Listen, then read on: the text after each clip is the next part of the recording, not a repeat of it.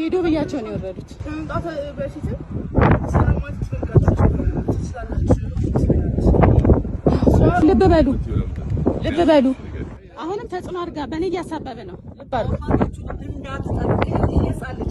ታው ሲመጣ እንዲላርገው ምናምን እያልታው አባቱ የሰጡኝ ምክር ይሄው ነው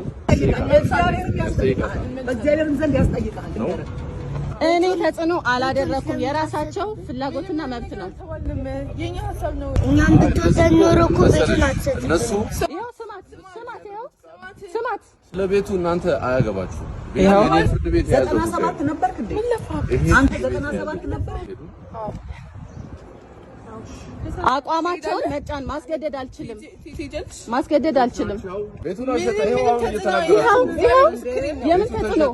ቤቱን አሸጥክ ለምን ቤቱን ላሸጥከው ሲፈለገርስ ካሁን ድረስ እናት እያሰደብካት ነው ምንም ባላለ መናገር እንችላለን ሄደን መናገር እንችላለን ቀለኛ ይላል እዚህ ምን ነገር ቤት አሸጠ ምናምን ስሟን አጠፋ